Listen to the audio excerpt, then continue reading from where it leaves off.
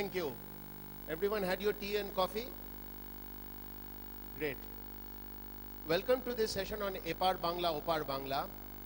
Bangla is arguably the only word in the world which stands for three things: a language, a nation or a state or a country. Anyone know what the third is? It's also the only word in the world that also stands for, is the name for the country liquor of that particular state. So it just goes to show how wide a range we Bengalis have when it comes to tackling life. We have two Bengalis on stage, one from Bangladesh, Anisul Hoque,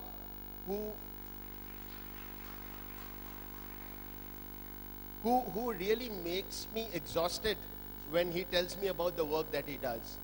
He is a novelist, he writes scripts for films, he writes scripts for television, and when I say scripts, I don't mean one or two, I mean how many? How many scripts for what? For television. Oh, so I have written many 1 hour drama scripts for, and I've written 5 full-length movie script for feature films, and 2 big serial, 100 episode mega serial. There you are. And not to mention over a dozen novels. That's right.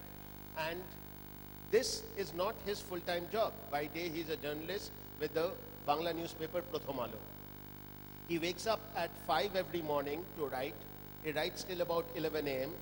Then bhat khe office chole jan, like all good Bengalis. He goes to work, and then he comes back home. He doesn't party. He doesn't do any of those other things that we tend to do in the evenings. And when the pressure is on him, he writes again. And when he finishes one book at about 7 a.m., he starts the next one at 5 past 7. He has to. Right? So I'm full of admiration. Radha Chakravarty here is from, depending on your perspective, Paar Bangla, since we are here in India right now. Radha is an academic. She teaches here in, not here, in Delhi at Gargi College. And, right, have I got that right? Yes. A professor of English. And she is a translator, prolific translator of Bengali fiction, classic and contemporary Bengali fiction into English. And she is also most remarkably the co-editor of perhaps the most comprehensive and most definitive collection of Rabindranath Thakur's work so far, which has been brought out in 2 volumes by Vishwabharati here in India and by the Cambridge University Press, by the Harvard University Press. So, if you want your introduction and a sense of what Tagore was all about, these are the volumes to go to. So, we are going to talk today about various things. It's going to be a fairly free-flowing discussion. I'm going to start out by asking Anisul about the birth of the current stream of Bangla writing in Bangladesh. Is there a date that you can put to when it all began? Well, you all know that we are the part of India, and then we got separated in 1947, and we became a part of Pakistan. It was an absurd country. There was euphoria about Pakistanism, but Muhammad Ali Jinnah, the Qaeda-e-Azam of Pakistan, did a mistake. He came to Dhaka and declared that Urdu and only Urdu will be the state language of Pakistan. And the boys in front of him dared to say no, no. Then once again the governor declared that Urdu will be the state language of Pakistan, and our boys started protesting. They went to the procession in the street. Police opened fire. 5 or 6 died. We called them martyr, and many others were injured. That was happened in 1952 on 21st February. That very day, everything changed. The whole scenario was changed. We are no more actually Pakistanis. We became Bengalis. So I would say the mainstream, the Bangla culture, Bangla literature, Bengali nationalist movement, everything was born on 21st February 1952. All right, and that was the beginning. What happened thereafter? You know, Kolkata was the capital of India and Kolkata was the capital of Bengali literature. The Bengali young writers started writing secular things, modern things. They are the follower of Jeevananda Das, Buddhadev Bosu, Sudhindranatha Datta. They started writing in Bangladesh, not following Karachi or Pakistan. They have started writing modern things, modern poems, modern novels, modern short stories like Shamsul Hoque, Shamsul Rahman, Sohaid Aliullah, Shaukat Usman started writing secular things, modern in the sense of, as you call modern, Eliot or Ezra Pound or Pablo Picasso or Neruda. So we have started writing modern things, but we need publishing houses. We did not have publishers. So publishing scenario started, and we have got publishers. We have started publishing books from 1952 to 1971.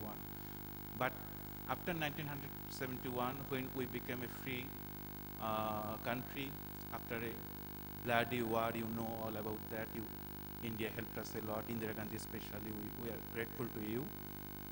3 million people died in that war. That changed one again everything. The question whether we are Muslim or Bengali was settled through that war. Our constitution became secular. Dharmanirapekkhata was one of the main principles of our constitution. So, once again, we have a very young crowd. More than 50% of our population are youth. And more than 2 million students are passing out from colleges. They want to read. They are hungry to read books. So, a revolutionary change happened in the publication scenario of Bangladesh. We have now big publishing houses. They publish several books. In the February, in the memory of that language movement, we have a month-long book fair, Boi Mela. Thousands of books are published and thousands of copies of books are sold. I have a book named Ma. Now it has got translated into English and published from New Delhi, Freedom's Mother. Ma has been sold 1 lakh copy, more than 100,000 copies. And our popular writer was Humayun Ahmed. His book, he got 5 or 6 books every year in the Boi Mela, and each book sold 40,000, 50,000 copies. So our publishers are very much happy with publishing. Our writers are very much happy, but readers are not happy yet because they want good books. Previously, we used to read Nimai, Falguni, some other likes. Then we started reading Shuling Ganguly, Samresh Mojumdar, Suchitra Bhattacharya. But nowadays, pirated copies are available in Bangladesh. All the Indian books are pirated, so very cheap. But when Humayun Ahmed or Jafar Iqbal, and I can say me, when we become popular, the mainstream publications are saturated with our writer, and Sunil Ganguly or Shishandu, they are sold as pirated copies in the backyard. No, there are so many astounding facts and figures in there. Bangladesh is a country with a population of 160 million people, and 2 million new readers are added to the reading pool every year. I don't know where our publishers are, but if they heard that, I'm sure they would all make a beeline for Bangladesh right away. 40,000 and 50,000 copies of each title of a popular author sold every year. Can you imagine what that adds up when you look at the backlist? Here in India, as we know, if you sell 3,000 copies, you're a star. In West Bengal, the population is about 90 million, 91 million. And why do you think, Radha, that the excitement about reading is not as high just across the border? I think the reasons are related to the differences in the separate histories of West Bengal and Bangladesh in the last few decades. In Bangladesh, as we just heard, the emergence of literature was linked inseparably to the emergence of Bangladesh as a nation. And language and politics are therefore thought of as inseparable twins in the consciousness of the Bangladeshi reading public. Whereas in West Bengal, the status of literature, the status of language is something that works at the interface of the regional and the national, the local and regional, and its interface with the national in a multilingual country where even within West Bengal we have so many layerings of language, and we have so many levels at which Bengali literature is currently competing with. At one level, English, writing in English. At another level, I think the media, and that includes computers, television, and the mass appeal of these new forms of expression and communication. And all this has, in a sense, affected the status of publication, circulation of books, and readership. But having said that, I would not say at all that literature is a dying thing in Kolkata or West Bengal. I was there recently, a few weeks ago. I was there at the Kolkata Boi Mela last year. I go every year to the bookstores in College Street, and it is heartening to see how many members of the ordinary middle class public are still haunting these spaces in search of books, in search of literature. But I think in a changing world, literature also needs to change in response to this altered scenario. So what is the most exciting thing happening in Bangla writing in West Bengal right now? I think in West Bengal, and I would say in Bangladesh too, what I find fascinating is the emergence of the voices of women writers, and how they are very much at the forefront of the literary scene on both sides of the border. And in particular, I feel that there has been always a tradition of women's writing in Bengal, but now in the last few decades, they have emerged as a category of writers in their own right. And the kind of experimentation that we find in their writings, the kind of themes and issues that they address in their writings are remarkable, and I think this is something that is very, very heartening as a trend in contemporary Bangla literature. Will you give us some specific names, examples? Oh, well, yes, the most inspiring name for me is Mohashita Devi, who has been writing for decades but continues to inspire successive generations of writers in Bengal.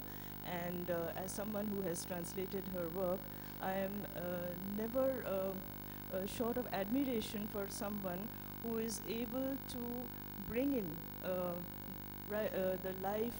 the lives of people from the margins, the issues that mainstream literature has tended to neglect, her ability to blur the distinctions between high literature and popular writing, writing for the people, writing for the masses.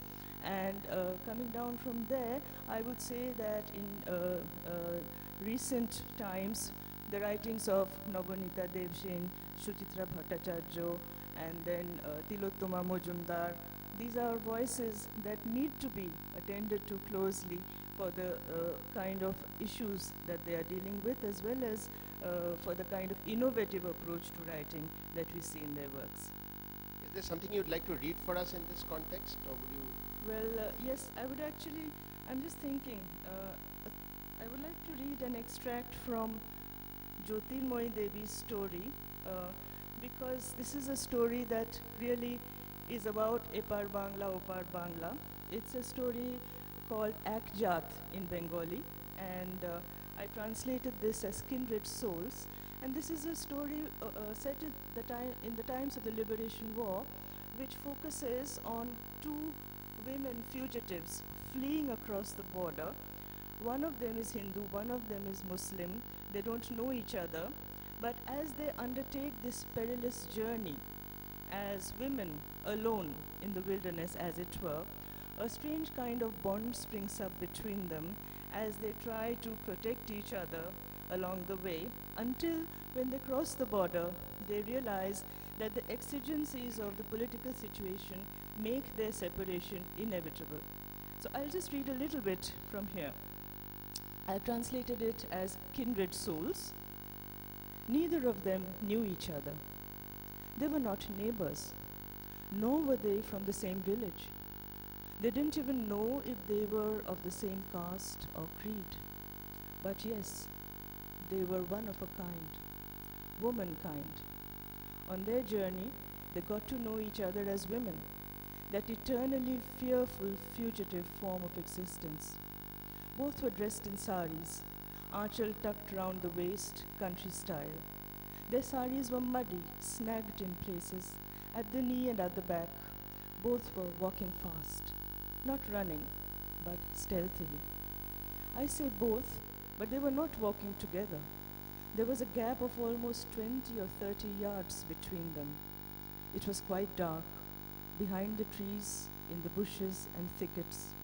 They moved furtively, concealing themselves, and from time to time they would stop abruptly in their tracks at the sound of leaves falling or of their own footsteps, looking now ahead, now back, as if scared of something. Dusk had deepened. Where were they going? They themselves did not know. Gradually, the woman at the back came much closer, but she did not overtake her. Silently, she halted in her steps. Suddenly, from somewhere, they heard male voices, footsteps. In the dark, it was hard to tell which direction the sounds came from, ahead, behind, or from one side. How many were there, these people? Were there very many? Like a pair of frightened creatures, the women instinctively closed ranks. Who were they? Those who could be heard approaching? Enemies? Freedom fighters? The Mukti Bahini? Khan Sena? The Pakistan army? Whoever, whatever they might be, they were men. Were they good men?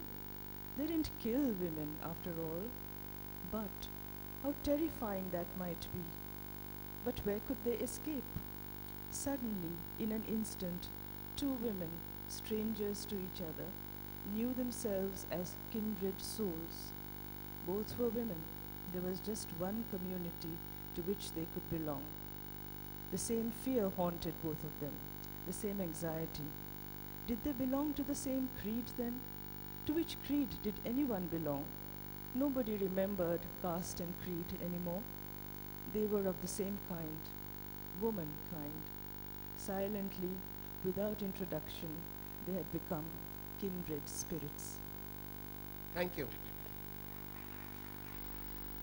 Anisul, you must have also read a lot of literature written on this side of the border when you were growing up. And you were telling me earlier that the reason that writers like Sunil Gangopadhyay and Shishendu Mukhopadhyay were so popular was that they wrote about everyday life at a time when there was nobody in Bangladesh writing on similar themes. But that eventually now they've been supplanted by local writers. What do you see as the key points of difference in the literature of the two sides? Well, once again the difference lies in the history. We acquired Rabindranath Tagore by shedding tears and blood. In 1960, Ayub Khan, the military junta, banned Rabindranath Tagore to Rabindra Sangeet on radio and television, and the protest started. So you will find the Bangladeshi poems are more epic type rather than lyric type. And every reader wants to see his or her inner world reflected in the literature.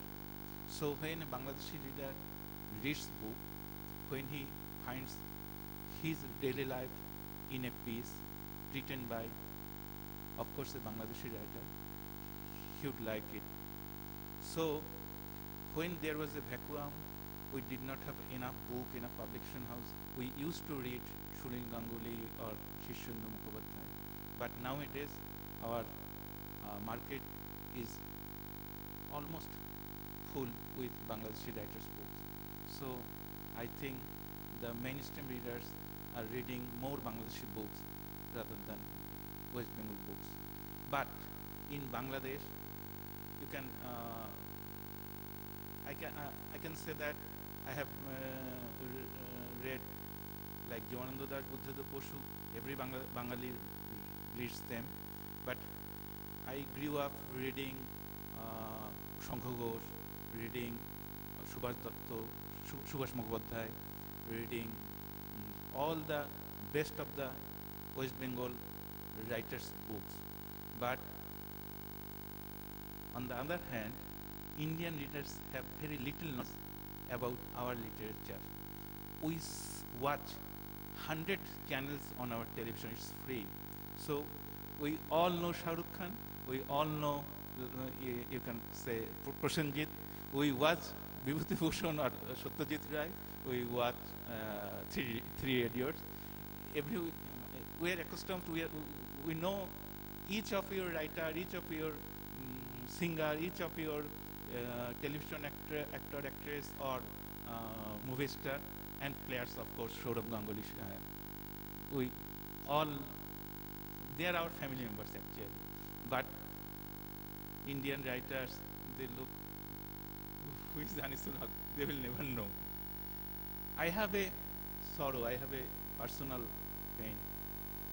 You know, I said my Ma has been sold 100,000 copies. It is available on the net.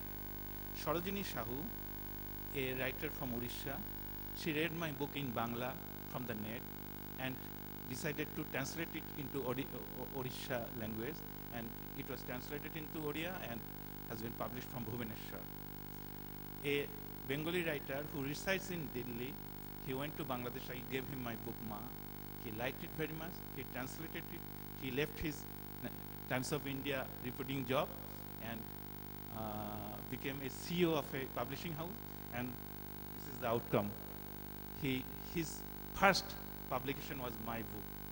So I got, and it is being translated in Assamese also. I got response from Odisha, from Delhi, from Assam, but I once met Samresh Majumdar in New York. There was a book fair. I was inaugurating that by cutting ribbon. Samresh Majumdar was standing beside me. And when he came to Dhaka, he made me a phone call. And I met him. He was saying to someone, Anisul is very popular as a scriptwriter of television. His serials are popular. But I don't know why his novels are not being sold. I stared at his face and said nothing. You know, 100,000 copies sold in 7 years? It was first published in 2003 actually. 2003, so in almost about 9 years, 10 years. years. You know, if a copy of my work was sold 100,000 copies in 10 years and someone said, your book doesn't sell, I wouldn't mind really. This is a good opportunity. Will you read us a little bit from Ma, which is called Freedom's Mother in English?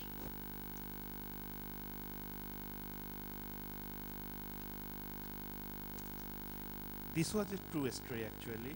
It happened in 1971.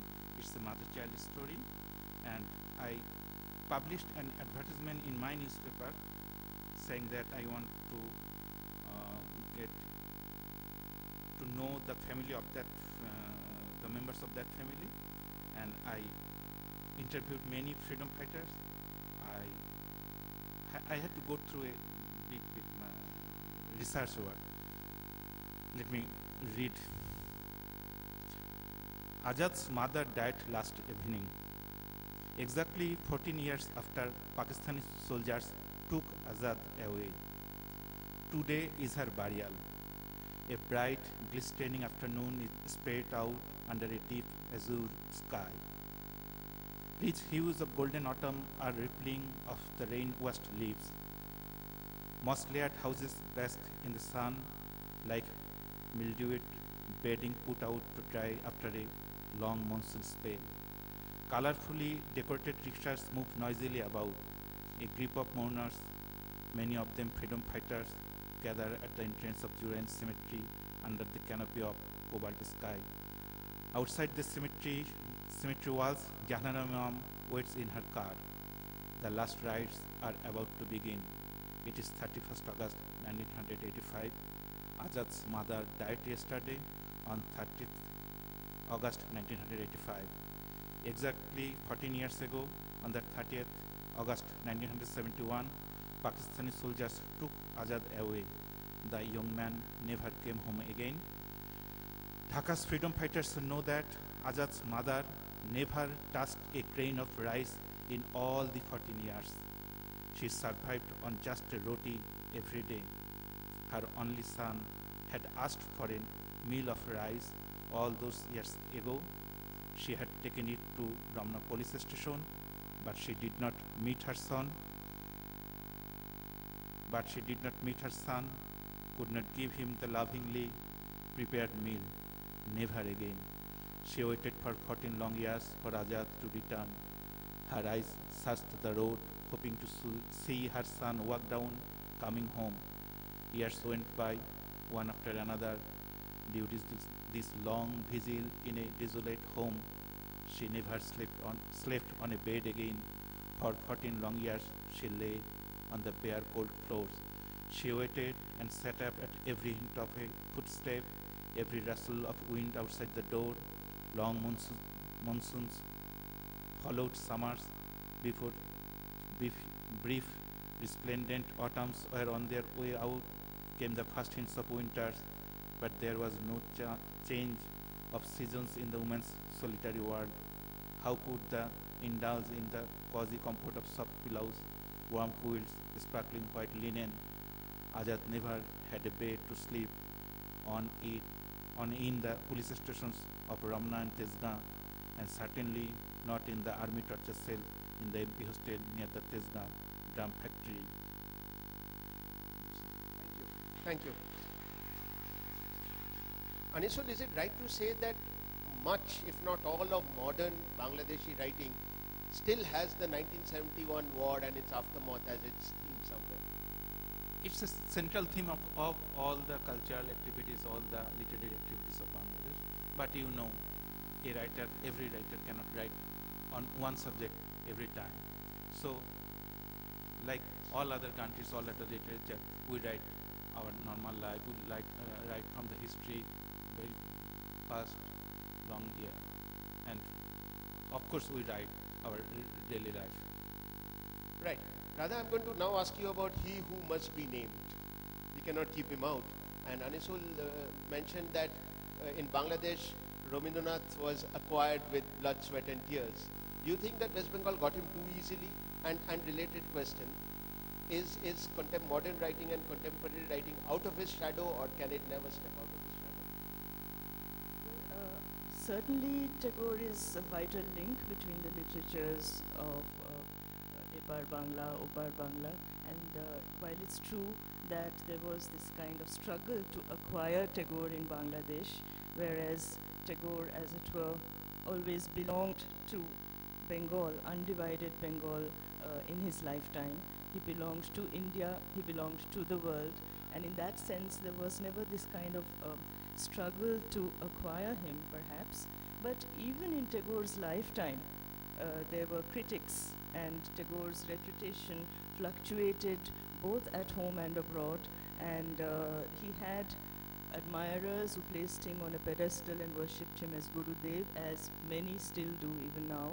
But he also had his detractors, and we know, of course, that his sharpest answer to them was in his novel Sheshir Kobita, which I've translated as Farewell Song, in which the central character is a budding modern poet, self-consciously modern poet, who belongs to the anti-Tagore camp, and the heroine is a young woman in love with Tagore's poetry, so that the love story in the novel evolves into also a literary debate about Tagore's continued importance within the changing literary scenario in Bengal in his lifetime. Today, I find because I've been so involved in Tagore's work and the celebrations of his 150th birth anniversary over the last 12 months or so, that certainly his memory has not died out. Certainly his work continues to cast a long shadow over contemporary writing, and every Bengali writer, one way or the other, has to come to terms with Tagore and to relate to Tagore in order to perhaps move away from him. And in this sense, he remains a point of reference, but literature has also moved on in varying directions, and from what we know of Tagore's approach to writing, this is something Tagore himself would have wanted. He would have never wanted anything creative to stagnate or become static. Would you like to read us a little bit to remind us why we should still read Tagore? Well, yes, I could read.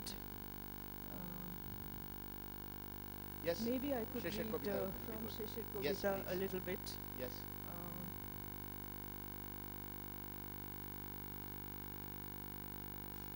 Okay.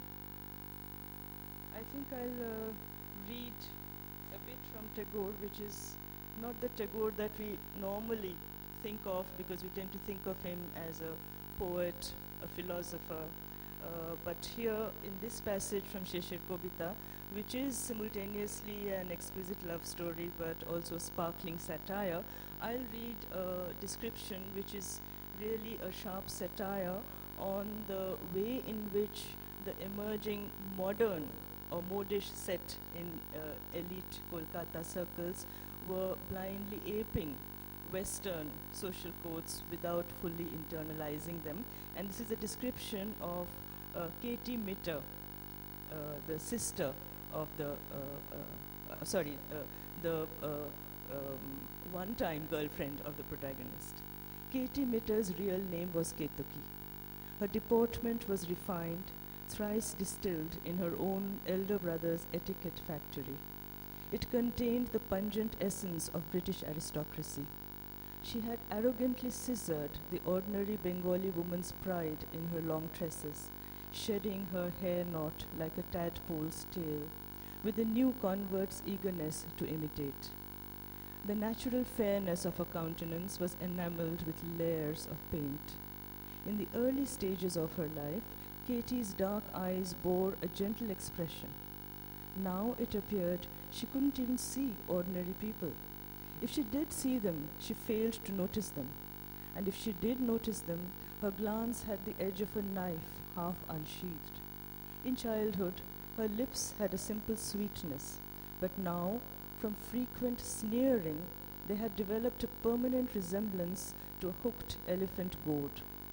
I am inexperienced at describing women's dress. I don't have the vocabulary. To put it in simply, one noticed her wearing a flimsy outer layer like cast-off snakeskin, through which was visible a hint of inner garments of some other hue. Much of her bosom was exposed, and she made a careful attempt to arrange her bare arms carelessly, now on the table, now on the arms of a chair, now entwined with each other. And when she smoked a cigarette, holding it between two fingers embellished with well-polished nails, it was more for decorative effect than from a desire to inhale the smoke. Most disturbing of all were the intricate postures of her high-heeled shoes. When the Creator forgot that the human foot should be modelled on the goat hoof, this evolutionary flaw was rectified by the cobbler's gift, the high-heeled shoe, that bizarre device for tormenting the earth with the distorted gait of artificially elevated feet. Thank you. To be honest, how many of you would really believe that was Rabindranath Tagore? It's hard to reconcile this with with the other things that he wrote. I'm going to open this to questions from the house. Yes, lots of people with arms raised. Can we pass the mic around, please? And we'll go. Yes, I think we can accommodate all the raised hands right now. So we'll start with the lady in the second row.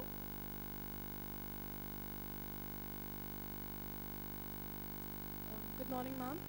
My question to you is, there was this one bit where you said that literature has to evolve with the times. So, for me, I'm slightly a little conservative with my literature. Like for me, starting from Shakespeare to Pride and Prejudice to Gopika and Bhagavan to Feluda, everything is literature to me. But at the same time, I think that right now, a lot of fiction, a lot of things that are labeled literature is not literature, and it has absolutely degraded the name and the honor that literature has to it. So could you please elucidate a little more on that statement of yours? Thank you. I think that's a good question, because it's all about how we define or think of literature, and how over the centuries really the idea of literature has changed in relation to changing critical tastes. And in fact, Sheshir Kavita, which I was reading from, is all about this kind of the transient nature of literary taste and critical criteria for determining what does or does not qualify as literature. And in my opinion, I think one of the achievements of the contemporary literary world is the ability to dissolve some of the hard lines that were drawn separating high classical literature from the so-called low, common, mass or popular literature. And today it is possible for a contemporary writer to simultaneously address multiple audiences and to speak to a much larger public than before. And here, this is due to the diversification of the reading public itself. It's also due to the diversification of the field of critical activity, and also due to what I referred to briefly, the interface between literature and other emerging forms of communication that tend to dominate people's imaginations today and to occupy much of their time. When they want to turn to creative things, they don't automatically reach for a book the way we may have done when we were young. So in this context, it was in this context that I was talking about the need for us to rethink literature. And while all of us continue to admire Shakespeare and Milton and Tagore, right up to Gopika and Bhagavan, as you said, and while there has always been this whole question of quality writing and writing that we would dismiss as trash, and I'm certainly not saying that everything goes or that everything that's published is deserves to survive, and yet there is the need, I think, for literature, and all great literature you will find has done so. There is a need for the writer to respond to his times and his context. Literature does not exist in a vacuum, and if today's context is changing, that inevitably is going to come into the creative domain. Thank you. I think Bangla writing has always managed to fuse the critically acclaimed with the popularly acclaimed, and I hope that doesn't diverge. Yes, the gentleman here in the front row, please.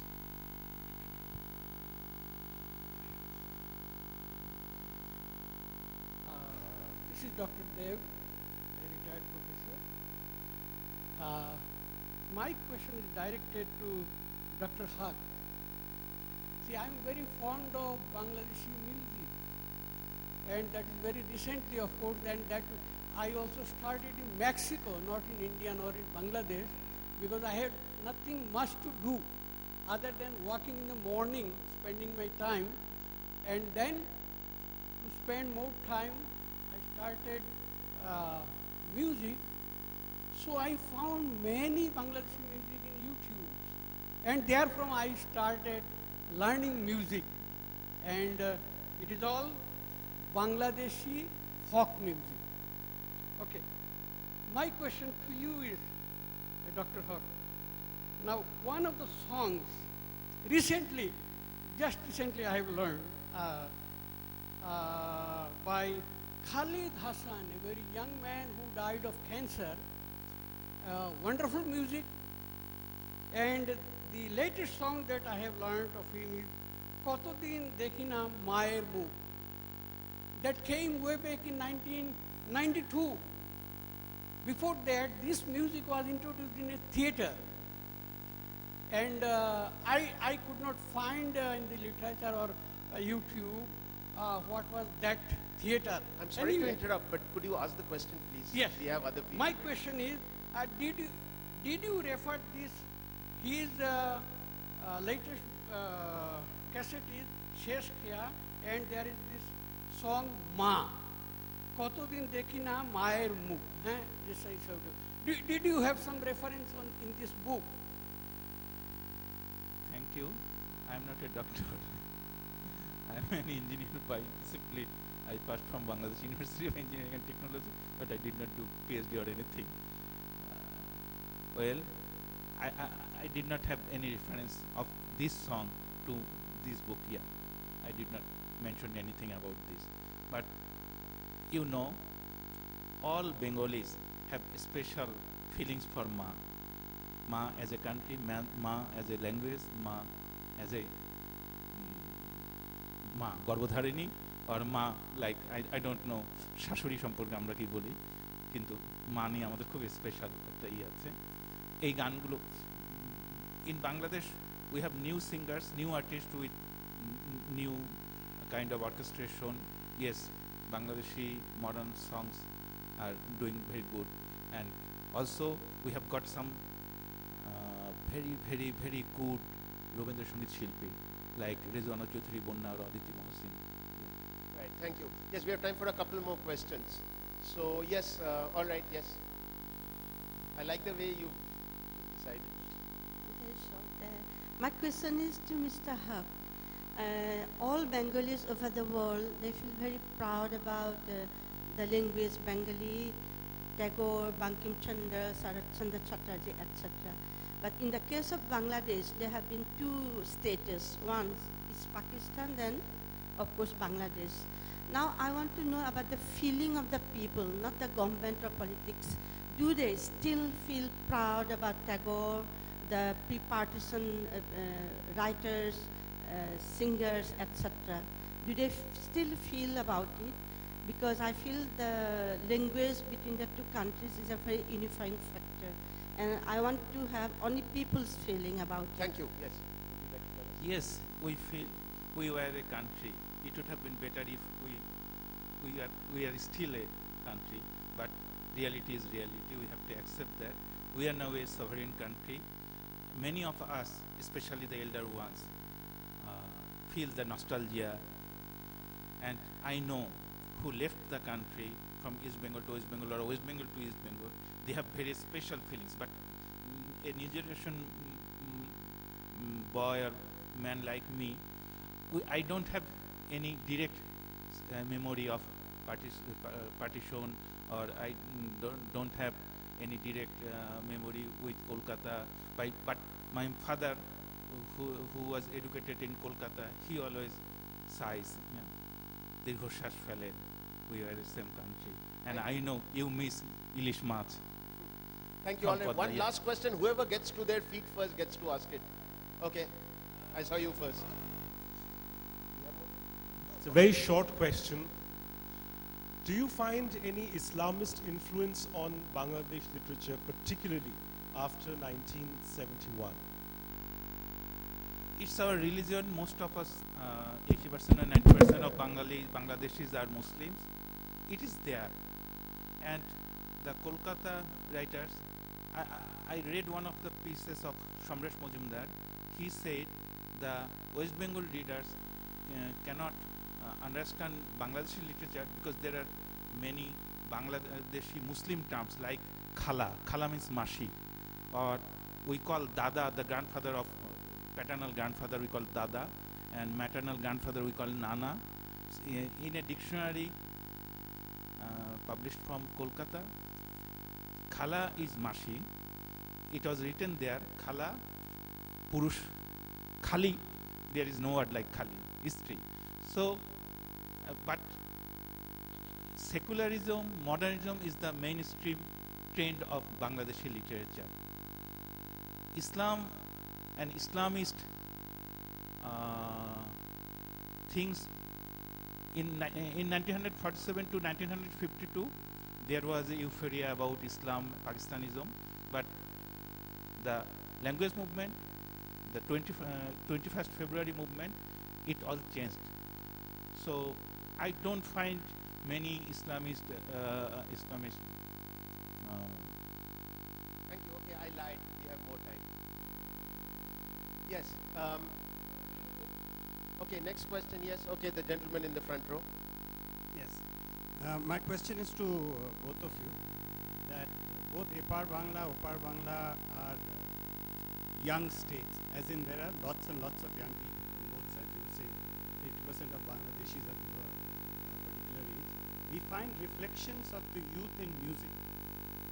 Is there that kind of reflection in literature as well? Radha, would you like to go first?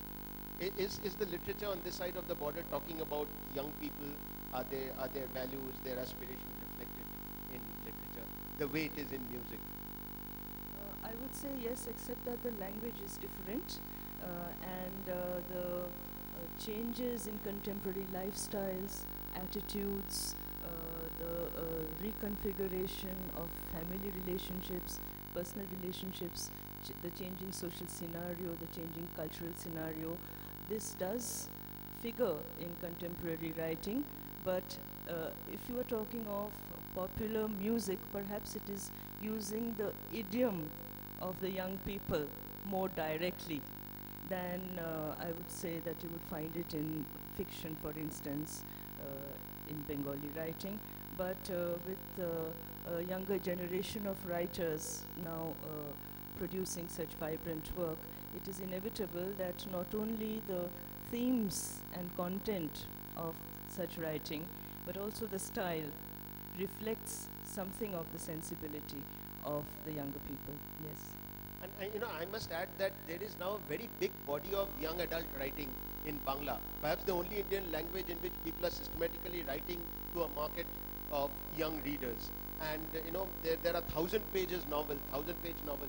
There was one called Palta Hawa. It ran to over 1,000 pages, serialized over 2 years, and it's all about romances among people working in the IT sector.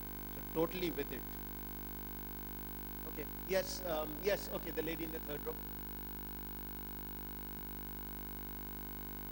Well, he's there already. My question is pertaining more to Paar Bangla.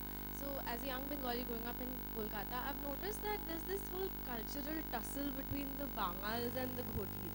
So, is there any influence in literature over that? Because there's the whole East Bengal Mohun Bagan, difference in food, difference in dialect.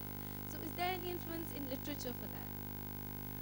Yes, these issues do get addressed sometimes in fiction because some of these tensions are so integral to the Bengali consciousness. Particularly, I think among the earlier generations, I would say that it is tending to change and get more diluted now due to, as I said, the changing attitudes and lifestyles of the younger generation. So we do find these issues addressed in literature, and Shulekha Shannal, for instance, is a writer who has addressed this in her fiction. And it is, of course, to be contextualized in terms of the history of migration from East Bengal into West Bengal and the kind of cultural, linguistic, and even class divides that were generated as a result, creating certain fractures within Kolkata society. And this does come into fiction, but mostly in a way that critiques these attitudes. Thank you. Yes. Yes, over there. Yes. So, since Tagore has been such a huge influence on both sides, and he passed away in 1941, do you think his presence, had he been present during the partition, what sort of difference would it have made, if any? Anisul, would you like to answer that? Had Tagore been alive in 1947, what do you think? How would he have reacted? What would his feelings have been? He will be very sorry. We know all the Swadeshi songs he wrote on 1905, the Deshbhag niye, তাই না? So, Amar Sonar Bangla, the national anthem of Bangladesh, was written at that time when Bengal was being divided into two parts, East Bengal and West Bengal. Deshbhag niye to tini likhechen. So, in 1947, he would not be happy, I think. He would not accept that division. Add to that? Yes, I just actually to add to what Anisul has said, Tagore was at first at the forefront of the Swadeshi movement, composing songs full of nationalistic fervor. But when he saw some of the negative sides, aspects of that movement, he withdrew from active involvement in politics and expressed his political views instead, indirectly, in his creative writings, letters, and so on. But throughout his life, he was a humanist who was against prejudices that divide people, turn people against people, and that is a strand that runs through his thinking, his writing, his music. And given this situation, given this perspective, I would also agree that had Tagore been alive, he would not have endorsed the idea of breaking up the country. Yes, yes, all right. There was a lot of talk on how many copies of books were sold. Time to also think about extending the channels, the distribution. And my question is to Anisul, what kind of work is being done in Bangladesh on using the internet for distributing and reaching a far more larger footprint than you would be getting through publishing books? I do know Bangladesh has been in the forefront of developing Bangla fonts and others. Yes, my book is available on net. You can download it free. My publisher has given it on the very first day it was published as book. But in Bangladesh, we don't buy books giving money actually. We love to get it free. Almost when my new book will be published in this February, you will find it within 2 days, just scanned copy. So there are literature, there are books of contemporary writers and classic writers on the net, but you don't need to pay to read it. Yes, but I just have to say that not everybody gets their books free in Bangladesh. Otherwise, Humayun Ahmed, a great writer, would not have owned part of an island on his earnings from books, right? Right. Thank you. Yes. And any further questions? Yes, the lady in the front row. To ask Anisulji, what is the fate of controversial writing in Bangladesh, writers or writing in Bangladesh? Has there been any softening of stand from the government? What is the fate of controversial writers and writings in Bangladesh? Oh, you all know Tustuman Asrin is out of the country. And we have another writer, Humayun Azad, who was stabbed. He was getting out of the Boimala and he was stabbed by the fundamentalist group. And after 6 months, he died. This happened to Bangladeshi controversial writer. We regret. We don't want any of our writer to get outside of the country. She is barred to enter into the country for her writing. I am a writer. I'm always for freedom of expression, freedom of everything. But this is the reality. I don't know what to say. Thank you. Yes, any further questions? There's one last question from the lady in the second row. This really is the last question. Sorry, it's not a question, it's a request. As a Bengali from Paar, Bangla, we have been hearing about Bangla across Paar, Bangla, Opar, Bangla. Could we have listen to some Bangla of Opar, Bangla read out by Anisulji? Yeah, that's what I... Yes, great. Thank you. I was thinking to seek permission from you to read something in Bangla. Because I am a Bengali writer, Bangali writer. I was educated in Bangla medium, so I'm not fluent in English, and I don't write in English as Radha Chakravarty does. So I'd love to read in Bangla. This is my cup of tea actually. আমরা রবীন্দ্রনাথকে নিয়ে অনেক কথা বলছিলাম এবং আমরা তার প্রভাবের কথা বলছিলাম। আমি একটা কবিতা পড়ি, আমি মনে করি যেটা আমাদের সময়ের কবিতা, কিন্তু দেখবেন যে রবীন্দ্রনাথ কিভাবে আমাদেরকে নিমগ্ন করে রেখেছে। বাসাবাসীর সমীকরণ। আমি কাউকে বেসেছিলাম, তারা আমাকে বাসে নাই। তারা আজ কে যে কোথায় ছড়িয়ে, সেই সব দিন মনে পড়লে হাসি পায়। আমাকেও কেউ কেউ বেসেছিল, আমি বাসি নাই। তারা নিশ্চয় আরো অনেককেই বেসেছিল, আমার আর আমাদের কথা মনে করে আজ তারা হাসাহাসি করে। আমি কাউকে কাউকে বেসেছিলাম, বলতে সাহস পাই নাই। আমাকেও কেউ বেসেছিল, বলতে সাহস পায় নাই। যারা যারা আমাকে বেসেছিল, বলতে সাহস পায় নাই, তাদের কাউকে কাউকে আমিও বেসেছিলাম, বলতে সাহস পাই নাই। আমি তাকে বেসেছিলাম, সেও আমাকে বেসেছিল, শুধু যোগাযোগটা তখন হয়ে ওঠে নাই। পরে যখন আমি জানলাম যে সেও আমাকে, ততক্ষণে পালে হাওয়া লাগিয়াছে, জগতে কে কাহার। সেও যখন জানলো আমিও তাকে, ততক্ষণে বিমান জেএফকেতে ল্যান্ড করেছে, কি আছে দুনিয়ায়। আমি কাউকে কাউকে বাসি নাই, তাদের নিয়ে আমি ভাবিত না। আমাকেও অনেকে বাসে নাই, আমাকে নিয়ে তারা চিন্তিত না। আমি যাকে বেসেছিলাম, যে আমাকে বেসেছিল, শুধু যোগাযোগটা হয়ে ওঠে নাই। এই ক্ষুদ্র গোষ্ঠীটাকে নিয়ে আমি ছাড়া আর কে চিন্তা করবে, কার কি ঠেকা। পুরা ঘটিত অতীত নিয়ে কথাবার্তা বলা নিরাপদ। আমি যাকে বেসেছিলাম এখন বাসি না, আমাকে যে বেসেছিল না এখন বাসে, এই রূপক্ষেত্রেও জ্যামিতি লাগে না। আমি যাকে বেসেছিলাম না, যাকে আমি এখন বাসি, যে আমাকে বেসেছিল এখন বাসে না, এইসব ক্ষেত্রে সমস্যাটা টেন্সে। আমি যাকে বাসি সে আমাকে না, কি আর করা। আমাকে যে বাসে আমি তাকে না, ধরাকে সরা। কিন্তু আমাকে যে বাসে আমি জানি না, আমি যাকে বাসি সে জানে না, এইরূপ কি আছে? না থাকলে কথা নাই, থাকলে কি বিধান? আজকে কোনো বিধান নাই, তবে আগামীকালের জন্য পুরো ব্যাপারটা আবার প্রথম পংক্তি থেকে পড়ে নিলেই চলবে। তাহলে দেখা যাচ্ছে webcam, mobile, internet, email, Facebook সব পার করে সেই রবিবাবুর গানই রইল, কি জানি কিশোর লাগি প্রাণ করে হায় হায়।